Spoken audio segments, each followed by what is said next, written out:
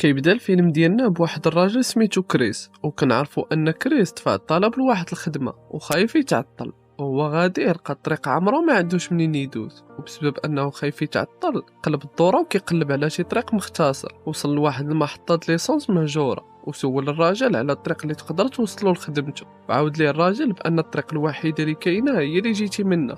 كريس وهو غادي يلقى واحد الخريطة معلقة وفيها طريق مختصرة كدوزو من الغابة، وكيبان أن الراجل عارف الطريق وما بغاش يقولها ليه. كريس قبض الطريق لخدمته وكيلقى واحد الحيوان مقتول، بقى بالو معاه وكيشوف فيه حتى دخل في واحد الطونوبيل. كنعرفوا أن الطونوبيل ديال واحد المجموعة الدراري وبنات كانوا مخيمين في الغابة، وعاودوا ليه أن طونوبيلتهم خسرات من بعد ما دازوا في واحد السلك وتفرقعت الرويضة. واتفقوا انهم يدخلوا للغابه ويقلبوا على اللي يعاونهم، وخلاو واحد جوج يبقاو عاسين على برا ويحداو ليهم الطوموبيل. وفي نفس الوقت الجروب اللي دخل يقلب على المساعده لقاو واحد العافيه شاعله، وعرفوا انه معاهم شي واحد في الغابه. ومن جهه اخرى كنشوفوا البنت اللي كانت عاسه على الطوموبيل جالسه كتاكل، وتفكرات الولد اللي كان معاها دخل الغابه وتعطل. البنت دخلات وبدات تقلب عليه وقدرت تلقى سبرديلته طايحه وودنيه مقطعه، وعرفات ان الجروب ديالها في خطر. وقبل ما ترجع تعاود ليهم اش واقع جمع عليها شي واحد وبدا يخنق فيها حتى قتلها. الجروب كانوا كيدوروا في الغابه ولقاو واحد الدار مهجوره، دخلوا كيلقاوها كامله مرونه وموسخه وكيستغربوا كيفاش يقدر بنادم يعيش هنا. في نفس الوقت كيلقاو بزاف تسوار الطوموبيلات والسلك اللي دازو فيه وخسرات ليهم الطوموبيل، وكيعرفوا ان شي واحد دار ليهم فخ وجابهم من لهنا. وقبل ما يهربوا ويخرجوا من الدار كيلقاو الطوموبيلات وصلوا للدار، وكيشوفوا واحد جايب كاع الضحايا اللي صيدوهم في الغابه، وكيتصدموا ملي كيشوفوا وحده منهم هي البنت اللي كانت معاهم وجهها كامل مفتوح وميته. وكريس وجيسي مخبين تحت الطابله ومصدومين من المنظر اللي شافوا. ومن جهه اخرى كنشوف واحد جوج من الجروب كانوا مخبين في الماريو، وكيشوفوا القتال هاز الموس وكيقطع ويقرط في البنت اللي كانت معاهم. من بعد القتاله اللي كانوا في الدار سالاو وضربوها بنعسه، وقدر كريس وجيسي يخرجوا من تحت الطابله، ودوك الجوج اللي مخبين في الماريو خرجوا منه وتجمعوا كاملين في الدار وكيتحركوا بشويه باش ما يديروا الصداع وينوضوا القتاله. وقبل ما يخرجوا عرفوا ان الباب كدير الصداع، انه ضروري شي واحد يبقى قابط لهم الباب على ما يخرجوا. وقرر كريس يبقى قابط الباب ويخلي الجروب يهربوا. وقبل ما يخرجوا هو توقد واحد القتال، كنشوفوا ان الوجه ديالو ماشي طبيعي، انه كيتغدى على اللحم د البشر. كريس والجروب قدروا يهربوا من الدار ويطلعوا للجبل، وكيتصدموا ملي كيشوفوا القتاله هزوا طوموبيلتهم وكيقلبوا عليهم. كملوا طريقهم وقدروا يوصلوا لواحد البلاصه عامره طوموبيلات مهجوره، وعرفوا ان الطوموبيلات ديال كاع الناس اللي ماتوا في هاد الغابه. وفي نفس الوقت كيلقاو طوموبيل القتاله حداهم وقربوا يوصلوا ليهم، والجروب ما قادرين يديروا والو. وفي هاد اللحظه قرر كريس يضحي براسو ويخلي الجروب يهربوا، وقدروا واحد من القتاله يضربوا بالسلاح وغادي ليه باش يقتلو. وفي اخر لحظه قرر واحد من الجروب ما يهربش ويرجع يعاون كريس، وبقى كيجري وداير الصداع. والقتاله خلاو كريس وتبعوه هو. قدروا الجروب يوصلوا عند كريس ويسرقوا طوموبيل القتاله، وهما كيقلبوا على الصديق ديالهم قدروا يوصلوا ليه. وفي اخر لحظه قدروا القتاله يصيدوه ويضربوه بالسلاح ويقتلوه. والجروب هربوا مصدومين وبقى فيهم بانه ضحى براسو باش يعتقهم. من بعد الطوموبيل حبسات ليهم وهبطوا يكملوا على رجليهم، وبالصدفه لقاو واحد البرج قلبوا فيه ولقاو بزاف د الدواء والمسكنات، وخيطوا الكريس الضربه اللي في رجلو وشفاوه. في نفس الوقت كيطلعوا وكيلقاو راسهم في وسط الغابه وما كتبانش ليهم الطريق منين يخرجوا. من جهه اخرى كنشوفوا القتاله وهما كيقلبوا عليهم وقرابين من البرج. في نفس الوقت الجروب كان باغي يشعل الراديو ويطلبوا المساعده، وبسبب الصوت العالي والصداع اللي داير الراديو قدروا القتاله يسمعوهم ويعرفوهم مخبيين في البرج. الجروب قدروا يتواصلوا مع واحد البوليسي في الراديو وشرحوا ليه انهم واحلين في الغابه. في نفس الوقت كانوا القتاله طالعين في الدروج للبرج، وكريس تقل على الباب باش ما يقدروش يحلوه ويعطلوه. البوليسي رد عليهم في الراديو بانه غادي يجي يعتقهم، ولكن خاصو شويه د الوقت. والقتاله طلعوا وشاعلين العافيه في البرج، وعاود ليهم كريس بانهم خاصهم ينقذوا من البرج والا غادي يموتوا. البنات رفضوا ونض صداع بيناتهم، وعاودت ليه جيسي بانهم يبقاو هنا وان البوليس قراب يوصلوا ليهم ويعتقوهم.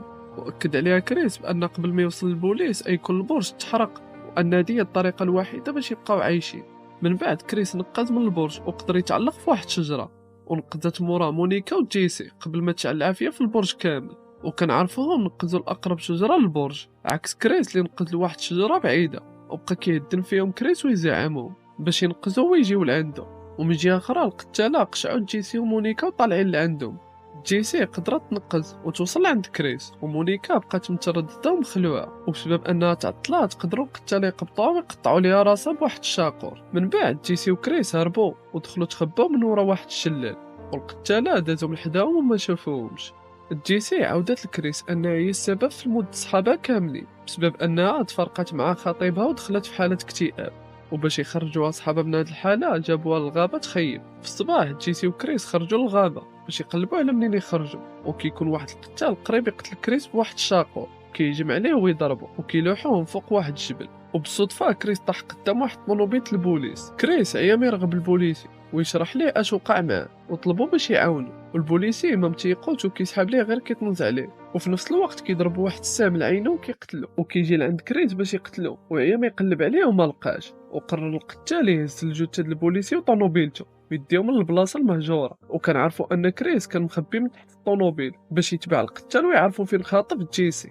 من بعد كنشوفوا القتال رابط جيسي وكيوجد راسو باش يذبحها وياكلوها. في نفس الوقت كريس شعل العافيه في الدار وكيدخل عليهم بالطونوبيل وكيستغل الفرصه بانه واحل وكيهز واحد الموس كيضربوا به القلب ويقتلو، وتحرك عند جيسي وكيفك ليه يده بالزربه. في نفس الوقت هاجم عليه واحد القتال وبدا كيضربو ويعدف فيه، وقبل ما يقتلو قدرات جيسي تفك يده وضربو بالسهم من راسو، وقبل ما يخرجوا كيتصدموا ملي كيلقاو القتاله باقي عايشين واخا شعل فيهم العافيه وضربوهم بسهم من راسهم. كريس هز عليهم السلاح هو فيه غير قرطاسه وحده وهما ثلاثه القتاله. خدات جيسي وخرج على برا وهز سلاحو وضرب في ليسونس اللي في الطونوبيل وقدر يطرطق الدار والقتاله بثلاثه ويشعل فيهم العافيه. هز الطونوبيل القتاله وقبل الطريق لمحطه ليسونس، وملي كيشوفوا الراجل كيهرب ويسد على راسه وكيتصدم ملي كيلقى كريس باقي عايش، وقدر كريس يحيد الخريطه اللي كتدي الغابه ويقطعها. وفي الاخر كنعرفوا ان الدار واخا تحرقات باقي واحد فيهم عايش وكينتاقم.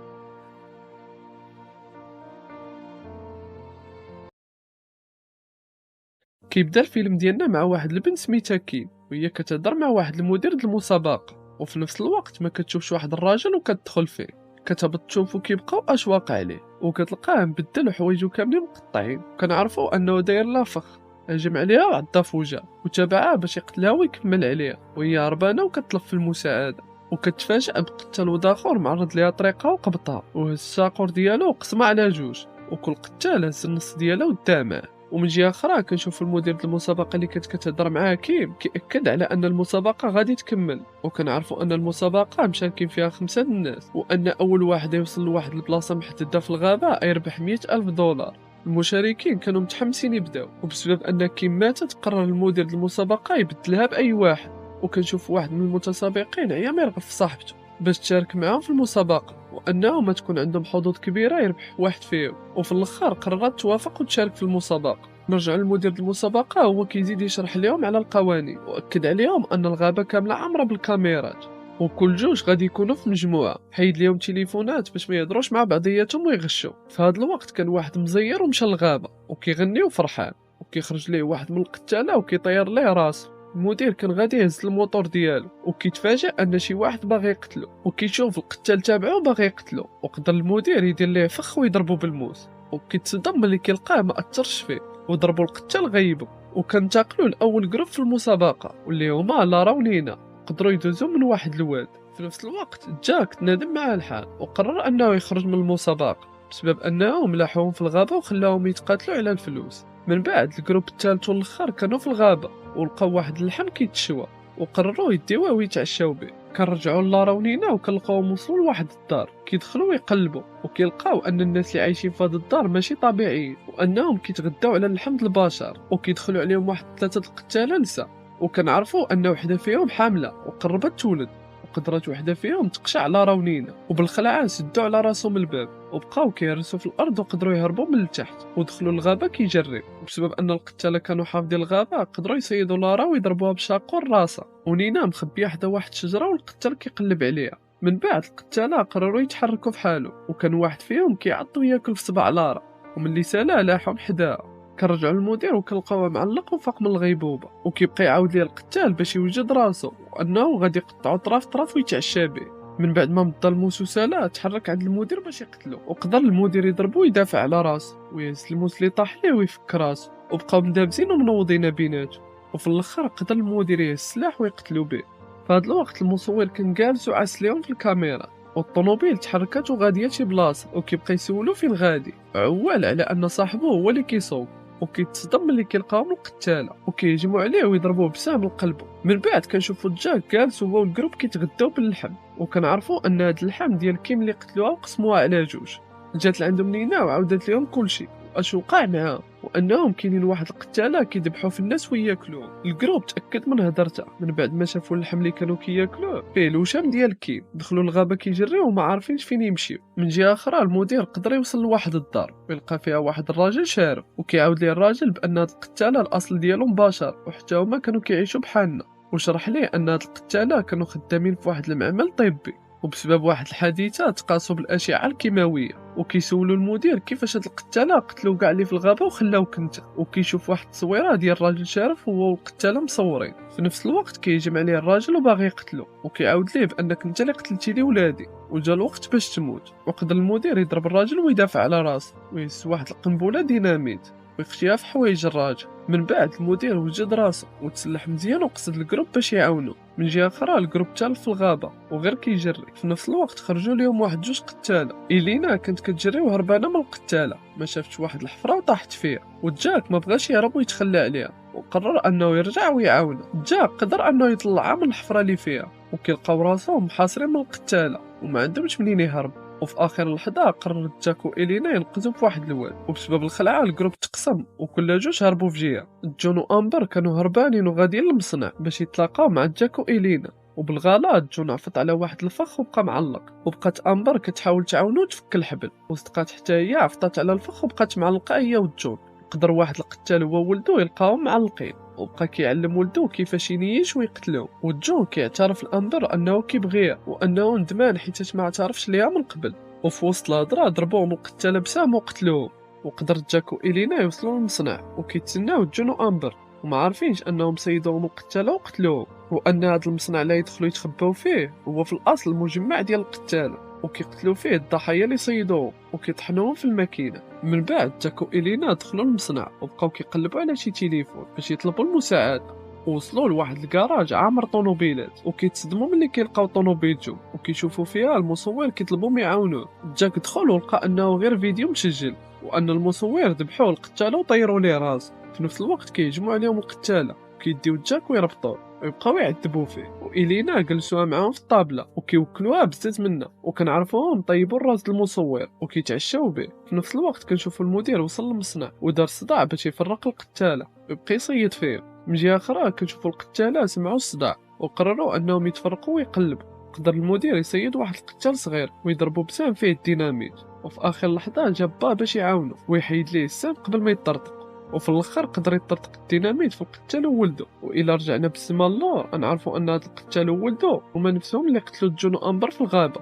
كنرجعوا للمدير وكنلقاوه كيفك جاك وإلينا، وقدر واحد من القتاله يوصل ليه ويضربو بسهم لقلبه وكيكمل عليه ويقتلو. من بعد إلينا قدرت تخرج من المصنع وتهرب، والقتاله جعروا وداو جاك باش يطحنوه وبقاو كيضربوا فيه ويعذبوه. وقبل ما يلوحوه في الماكينه ويطحنوه إلينا رجعت وعتقات جاك وقدروا يضربوا القتاله ويلوحوهم في الماكينه. من بعد ما قدرت جاك وإلينا يقتلوا كاع القتاله هزوا طونوبيلتهم وخرجوا من الغابه وما عارفينش انهم نساو القتال الصغير اللي عاد تولد، وأنه غادي يكبر ويكمل سلسلة الجرائم د عائلته.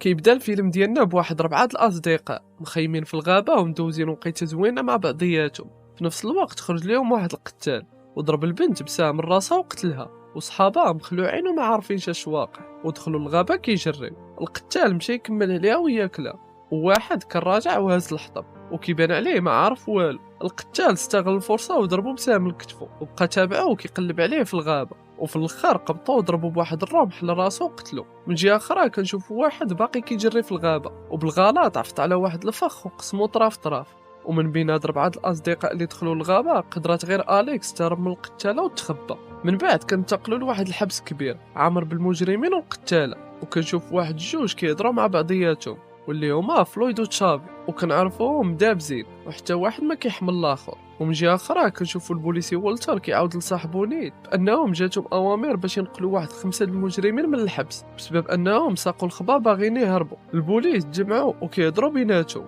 وعرفوا ان تشافي رئيس العصابه وان الجروب ديالو من بعد ما عرفوا ما ينقلوه يديروا لي في جهدهم باش يهربوه. في نفس الوقت كنشوفوا واحد البوليسيه كتعاود للعمده بان واحد 4 الاصدقاء خرجوا يخيموا في الغابه وما رجعوش، واكد عليها العمده بانه غادي يمشي للغابه ويقلب عليهم. في هذا الوقت البوليس هزوا المجرمين وطلعوهم في الطوموبيل اللي غادي ينقلوهم بها. قبطوا الطريق وكان والتر ونيد هما المسؤولين على المجرمين. وفي الطريق نيد كيعاود لوالتر انه طلع ليه هذا الروتين في راسه وما كراش حتى هو يكون عنده الفلوس ويدور ويتسارى العالم. وفي الليل قرروا يرتاحوا ويزوروا صاحبهم العمده. ومن جهه اخرى كنشوفوا القتاله كيقادوا في الفخ لاي واحد يدوز من الغابه. في نفس الوقت البوليس ودعوا العمده وشدوا طريقهم للحبس، وكيشوفوا واحد الطوموبيل مبرصطاهم وكنعرفوا ان القتاله هما اللي سايقينه وقدروا يلوحوا لهم واحد السلك الحديد، وبسببها الطوموبيل البوليس دازت فيه وطرطقات الرويضه وما قدروش يسيطروا على راسهم وطاحوا من فوق واحد الجبل. كيجي القتال ويبقى يطلع عليهم باش يتاكد واش ماتوا ولا لا. من بعد البوليسي يهبط وفتح الباب وكيخرج في المجرمين،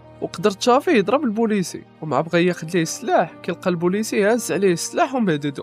وفي نفس الوقت كيضربوا القتال بموس العنق ويقتلوا، والمجرمين سحاب ليهم العصابه ديال تشافي هي اللي دايره هادشي. تشافي هدد البوليسي بانه غادي يقتلوا الا ما عطاهم السوارت يفكوا راسهم، وعاود ليه نيد بان السوارت في الطوموبيل وان الطوموبيل مقلوبه وتقدر تطرطق في اي وقت. وهددوا تشافي بانه غادي يقتلو هو وصاحبه والتر الا ما جابش السوارت. نيد تحرك للطوموبيل ولقاها كامله شاعله فيها العافيه، وقدر انه يصاحب والتر ويهرب قبل ما تطرطق الطوموبيل.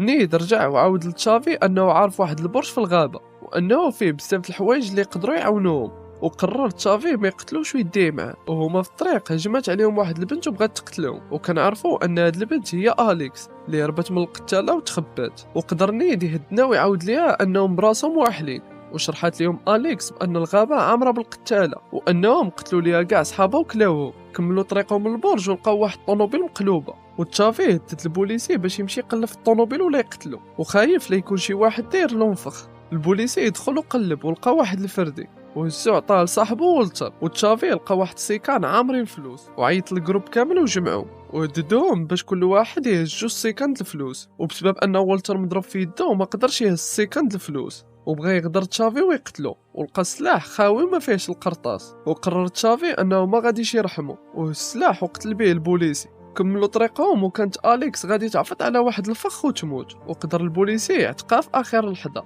وفي نفس الوقت كيخرج لهم واحد القتال وكيهجم عليهم، وقدر تشافي يضربه بالسلاح ويقتله. وكنعرفوا ان هذا القتال اللي مات هو نفسه القتال الصغير اللي كان عاد تولد، وداو واحد العائله القتاله ورباوه. وباش يبين لهم تشافي انه ما مخلوعش منهم قطع الراس القتال الصغير وعلقوا ليهم. من بعد كنشوفوا القتاله وهي كتقلب قدرت تلقى الراس د ولدها مقطع ووعداتو باش تنتقم ليه وترجع ليه حق. من جهه اخرى البوليسي داي تشافي للبرج، وفي طريقهم لقى تشافي واحد السوارت معلقين ومع خداهم دفعوا واحد من المجرمين وعاود ليه انه فخ، ولكن كان فات الفوت والضربه جات فيه وقتلاته. من بعد تشافي هز الموس وبدا كيقطع في رجل صاحبه اللي مات وداها معاه باش ما يبقاش مربوط فيه ويعطلو. في هذا الوقت كانت البوليسيه مصدعه العمده بانه شي حاجه كتوقع في ديك الغابه من بعد ما خرجوا دوك الربعه يخيموا في الغابه وما رجعوش. ودابا فقدوا التواصل مع نيد وولتر اللي مسؤولين على المجرمين وما عارفينش اش وقع ليهم. واكد ليها العمده بانه غادي يهز طونوبيلتو ويتحرك للغابه باش يقلب عليهم. في نفس الوقت تشافي وصحابه قدروا يلقاو واحد الدار قديمه، وفلويد هز واحد المنشار وقطع السلسله اللي في رجلو وعطاه لصحابه في كراسهم. وهما غاديين لقاو واحد الطوموبيل حداهم وخايفين لا يكون شي واحد داير لهم فخ. تشافي قبط واحد من صحابه وهددو باش يمشي يقلب ليهم الطوموبيل ويشوف شنو فيها، وكان غادي متوتر ومخلوع. ومع قرب من الطوموبيل صيدوا واحد من القتاله في الفخ ولوى عليه واحد السلك الحديد وبقى مجرجرو في الارض حتى قتلو. من بعد كملوا طريقهم وتابعين البوليسي باش يديهم من البرج. وفلويد كان طالع عليه تشافي في راسو هو الاوامر ديالو، وبسبب انه تيكرهو هجم عليه وبغى يقتلو، وبقاو مدابزين ومنوضين بيناتهم وضربه من هنا وضربه من هنا. والبوليسي واليكس استغلوا الفرصه بانهم مدابزين وهربوا بحالهم. وقدر تشافي يعطي لفلويد قتله د العصا ويسلخو وخلاه مرمي في الارض وما بغاش يقتلو، وهددو انه رحموا هاد المره والا عاود لقاه كيدور حداهم غادي يصفيها عليه. في هذا الوقت العمده وصل للغابه وكيهضر مع البوليسيه باش تعطيه الاحداثيات. في نفس الوقت تشافي حصل البوليسي في الغابه ونقز عليه وهجم عليه وكان يقتلو حتى لاخر اللحظه وتفكر البرج. وهددو تشافي الا ما وصلوش للبرج من هنا ساعه غادي يقتلو. وبسبب الخلعه قدر البوليسي يوصل تشافي للبرج وكيتصدم ملي كيلقاه كامل محروق وطايح، وعرف ان البوليسي كان غير كيضحك عليه ويعطلو على ما يوصلوا البوليس ويعتقوه، وهز الفردي باش يقتلو. وفي نفس الوقت كينقز عليه الكلب ديال العمده، وكيجي العمده براسو كيهدد تشافي. في نفس الوقت كيسمعوا صوت القتاله كيغوتوا وكيهزوا واحد الرمح ويضربوا به العمده الراس ويقتلوه. ومن جهه اخرى فلويد كان عاس عليهم واستغل الفرصه وسرق لتشافي كاع الفلوس اللي كانوا مخبين، ومشى للواد وبقى كيهز الفلوس ويلوحهم فيه باش ينتقم منه. وتشافي كيوعدوا انه الا قبضوا هاد المره ما غاديش يرحموا، وانه غادي يقطعوا طرف طرف. وقدر واحد القتال يضرب فلويد ويشعل فيه العافيه والفلوس. وتشافي وصحابو لقاو راسهم محاصرين من القتاله وباغيين يقتلوهم. وتشافي هز سلاحو وهدد اليكس باش تمشي لعندهم والا غادي يقتلها. القتاله هزوا اليكس وهربوا بحالهم، والبوليسي معصب وباغي يمشي يعتقها، وهز عليه تشافي سلاح وهددو. ولكن هاد المره غدر به صاحبو براند وضربو غيبو وخدا ليه السلاح وخلاوه مليوح في الغابه. وقبل ما يتحركوا باش يقلبوا على اليكس عاود ليه براند باش يتفرقوا ويقلبوا لربما يلقاوها بالزربه. وكنعرفوا انه داير هادشي كامل غير على ود الفلوس اللي مخبيين. ومن جهه اخرى كنشوفوا القتال كيعذب في اليكس ومدخلها لواحد الدار، وكتصدم ملي كتلقاها كامله عامره جوجات وكيعذبوا فيها الناس. كنرجعوا للبوليسي وكنلقاوه كيعطي الحوايج د اليكس للكلب د العمده باش يشمهم ويعرف البلاصه اللي فيها. في نفس الوقت تشافي كان مخبي وكيتسنى في براند، وعارفوا انه غادي يجي يسرق الفلوس. وقدر تشافي يضربو ويغيبو، وفي هذا الوقت كيلقى القتاله اللي قتل ليها ولدها وقطع ليه راسو وعلق. وعاود ليها تشافي بانه شحال هو كيتسنى هاد اللحظه، وفي الاخر هز سلاحو باش يقتلها وكيلقاه خوا وعرف انه في ورطه. هجم عليها وناضت بيناتهم معركه كبيره، وبقى كيضرب فيها تشافي وخسر ليها وجهها كامل، وبسبب انه صحيح عليها قدر يغلبها. وفي الاخر هز واحد الشاقور وضربها به، وفي اخر لحظه قدرت تفادى الضربه وضربت تشافي بواحد المنجل صغير وغرساتو ليه في يده وعلقاتو في الشجره وبدات تجبد ليه في مخو وتاكلو. وعودت ليه بانه وعدت ولدها تنتقم منه وتقتله. من جهه اخرى البوليس يوصل عند اليكس وفك ليها يده ومخرجها، وكيتلاقى مع القتاله في الباب. هجمت عليه وبغات تقتلهم بواحد الشاقور، وفي الاخر قدرت اليكس تهز واحد الرمح وقتلتها به. من بعد هزوا طونوبيلتهم وخارجين من الغابه، وكيتصدموا ملي كيلقاوها معرضه لهم في الطريق، وقدرات تعلق في الطونوبيل وتبقى مبرسطاهم. والبوليسي ما قدرش يسيطر على راسو وتقلبت الطونوبيل ودخلت في واحد الشجره والعافيه شاعله فيها. قدر براند يشوفهم ويجي يعاونوا ويخرجهم من الطونوبيل. في نفس الوقت بغات تهجم عليهم القتاله، وقدر البوليسي يضربها بواحد المنجل راسها ويقتلها وهزها لاحها في الطونوبيل وطرطقات. من بعد ما عاونوا براند قرر البوليسي يعطيه فرصه ويهرب، وانه غادي يعاود البوليس ان براند مات هو وكاع المجرمين اللي كانوا معاه. وفي الصباح البوليس وصلوا وعاونوا البوليسي واليكس وداوهم معاهم. من بعد يومين رجع البوليسي للغابه ومشى للطونوبيل اللي فيها الفلوس، وكان براند عاس عليه وضربو بسهم القلب وقتلو، ومشى لعنده باش يسرق الفلوس ويعرف حاله. وكنشوفوه واحد القتال باقي عايش وما ماتش، ومشى لعند براند باش يقتلو وينتقم لعائلته.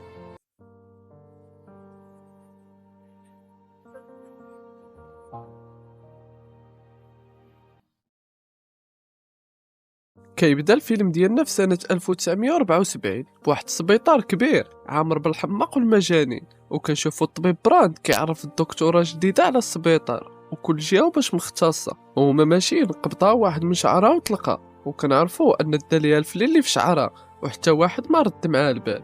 وكيعاود ليها الطبيب براند عليهم ان ثلاثة د الخوت هما اخطر وحدين كاينين في هاد السبيطار، عليها عازلينهم ودايرينهم في جهة بوحدهم. وكيشرح ليها انهم قبضوهم من بعد ما قتلوا باهم وكلاوه، واكد عليها بانهم كيموتوا على لحم البشر، وكيعرفها بالخوت واحد واحد. وكيعاود ليها بان خوهم الصغير قطع سبعانو وكلاو، وخوهم الموسط جبد عينو وكلاه، وخوهم الكبير عنده سنان ماضيين بحال المنشار. من بعد طبيب براند دا الدكتوره باش يزيد يعرفها على السبيطار، وكنشوفوه اللي سرق الدكتوره الفليل كيحاول يفتح الباب به، وبسبب انه مكلخ ما قدرش يفتح الباب عكس الخوت اللي ذكيين ومطورين. وبقاو كيقنعوا فيه وقدر يلوح ليهم الفليل، وهزوا الفليل وفتحوا الباب وهجموا على العساس قتلوه وكلاوه، وقدروا يوصلوا لجهه التحكم وفتحوا كاع البيبان وهجموا على الحماق والمجانين وبداو ياكلوا فيهم، والسبيطار كامل مقلوب ونايض الروين.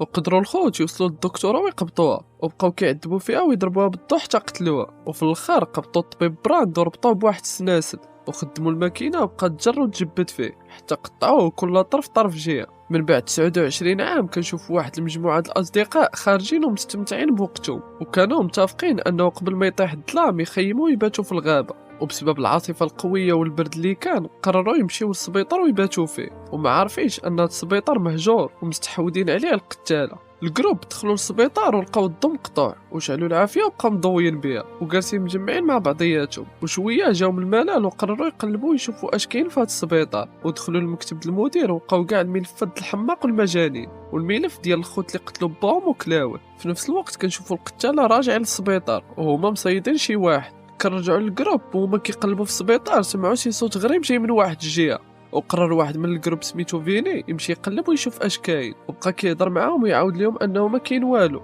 وشويه كيسمعوه كيغوت وكيطلبوهم يعاونوه، وملي بغاو يعاونوه ويشوفوا اش واقع ليه كيلقاوه مخبي ليهم وخلعهم، وبقى كيضحك ويتنص عليهم. وما راجعين عند صحابهم كنشوف واحد القتال عس عليهم وتابعهم، وفيني قدر يصلح الضو ويشعلو، والجروب ناشطين وفرحانين وداروا حفله صغيره وبقاو عاطينا غير الشطح والغنى وما قداهم فرحه. من بعد ارتاحوا شويه ومشاو يتفرجوا في شي حاجه ولقاو واحد السيدي وداروه يتفرجوا فيه، وكيلقاوه ديال واحد الطبيب وهو كيحاول يعالج الخوت اللي كيتغداو على لحم البشر. وكتعاود لهم وحده من الجروب ان خوها فايت عاود ليها على هاد الخوت، وانه قبل 29 عام قتلوا كاع اللي فات السبيطار وحتى واحد ما بقى عارف اش وقع معاهم. من بعد الجروب كامل تفرق وكل واحد قبض بيت ينعس فيه، وفيني ما قدرش ينعس وخرج يتمشى شويه، وكيلقاه حتى صاحبه بيتر فايق، وملي كيقرب حداه كيلقاه ميت ومعلق، ومع الدوره كيلقى واحد القتال موراه هجم عليه وضربو بواحد الموس غرسو ليه في راسو، وكيهزو يديه معاه باش يتعشاو به هو وخوتو. وفي الصباح الجروب تجمع وهي ما يقلبوا على فيديو ما لقاوش، وقرروا انهم يتقسموا على جوج مجموعات، مجموعه تقلب الفوق ومجموعه تقلب لتحت. وهما كيقلبوا لقاو واحد القفص د الحديد كبير وفيه كاع الادوات التعذيب، ومن جهه اخرى الجروب اللي كيقلب الفوق كيلقاو الدم في واحد الدجاج وعرفوا ان صاحبهم في خطر، وقرروا انهم يزيدوا يتقسموا وكل واحد يقلب في جهه لربما يلقاوه. وحده من الجروب كانت كتقلب ودخلت القابو ولقات واحد من القتاله كيقطع ويقرط في شي واحد، ورجعت لعند الجروب ديالها وهي مصدومه، وقبل ما تعاود لهم واش واقع كلقاو التريكوت بيتر طلع حداهم وفيه شي حاجه. وقررات وحده من الجروب تمشي وتشوف اش كاين، وكيتصدموا ملي كيلقاو راس صاحبهم بيتر مقطع، وفي نفس الوقت الخوت كانوا عاسين عليهم من الفوق، وقدروا يصيدوا وحده من الجروب ويلويو عليها واحد سلك د الحديد مشوك، وبقاو شانقينها ومطلعينها لعندهم، وصاحبها كيجرب فيها وباغي يعاونها، وبسبب ان كل واحد كيجرب في جهه راسه تقطع وطار. من بعد الجروب كامل خرج من السبيطار كيجريو وبغاو يهزوا الموتور د الثلج ويهربوا، وكيلقاو ان القتاله حيدوا لهم الباتري منهم باش ما يهربوش ويبقاو في السبيطار، وبسبب العاصفه القويه ما قدروش يهربوا للغابه، وضحات وحده براسها ومشات تقلب على المساعده.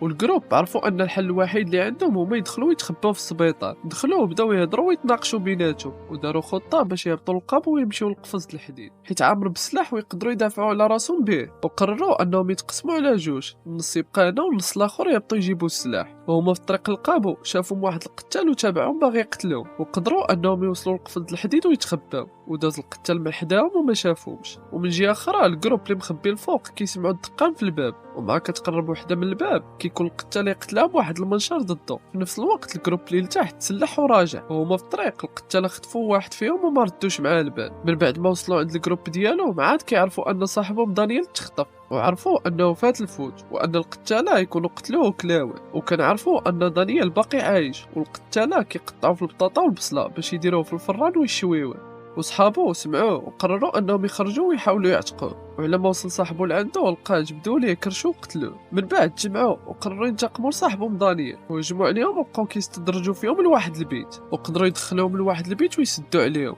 وفي الاخر قرر كايل يشعل فيهم العافيه ويحرقهم وينتقم لصاحبته اللي قطعوا ليها راسه. وبقات وحده من الجروب كتهضر معاه وترغبوا باش ما يقتلوهمش، وعاودت ليه بانك انتقمتي لصاحبتك وان هاد القتاله حياتهم كامله يبقاو محبوسين هنا، واكدت عليه بانه الا قتلهم ايولي واحد منهم. كايل اقتنع بهدرته وخلى القتاله حيين، واتفق معاهم بانه غادي يبقى عس عليهم وهما يمشيو يقلبوا على الباتري ديال الموتور. تفرقوا والبنات طلعوا يقلبوا الفوق، وكايل بقى عس عليهم. وشويه كايل داتو عينه ونعس، وكنعرفوا ان هذا البيت اللي محبوسين فيه القتاله هو نفسه البيت اللي كانوا محبوسين فيه قبل 29 عام، وهزوا الفليل اللي كانوا داوها للدكتوره وكيحاولوا يفتحوا الباب.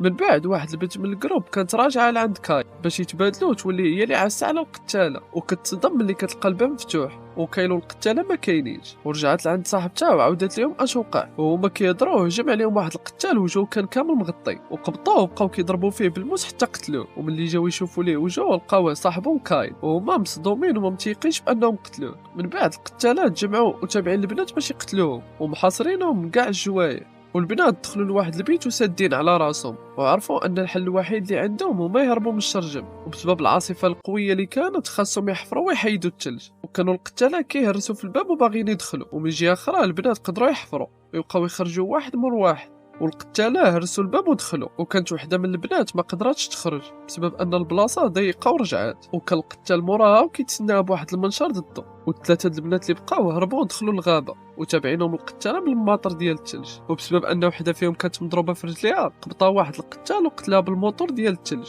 وإلا رجعنا بالزمان اللور نعرفوا ان واحد البنت طحات براسها باش تخرج وتطلب المساعده، وبسبب العاصفه القويه اللي كانت البنت ماتت وما عارفاش ان الطريق كانت حداها. من بعد كنشوفوا ان القتال باقي تابع دوك جوج بنات اللي باقي عايشين، وقدروا يضربوا ويسرقوا ليه الموتور. ركبت الموتور هي وصاحبتها وهربوا من القتاله وشدوا طريقهم باش يخرجوا من الغابه وهما فرحانين. وهما غاديين البنات ما شافوش واحد السلك د الحديد معلق ودازوا فيه وتقطع عليهم راسه. وفي الاخر قدروا الخوت يقتلوا كاع المجموعه اللي جات تخيم.